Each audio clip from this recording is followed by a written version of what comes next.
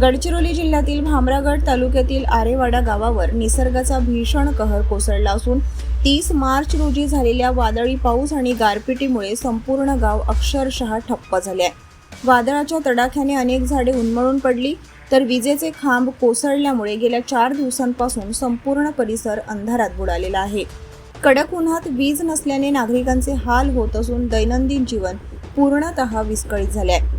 वीज वितरण विभागाकडून दुरुस्तीचे काम सुरू असल्याचा दावा केला जात असला तरी प्रत्यक्षात वीज पुरवठा अद्याप सुरळीत झालेला नाही. या परिस्थितीचा सर्वाधिक फटका आरोग्य सेवांना बसला आहे. आरेवाडा येथील प्राथमिक आरोग्य केंद्र पूर्णपणे बंद पडल्यासारखे झाले असून विजेअभावी लसी आणि औषधे सुरक्षित ठेवणे अशक्य झाल्याने सर्व लसी भामरागड येथे हलवण्यात आल्या आहेत. या पार्श्वभूमीवर रुग्णांना उपचारासाठी भामरागड गाठावे लागत असून आपत्कालीन परिस्थितीत मोठा धोका निर्माण झालाय.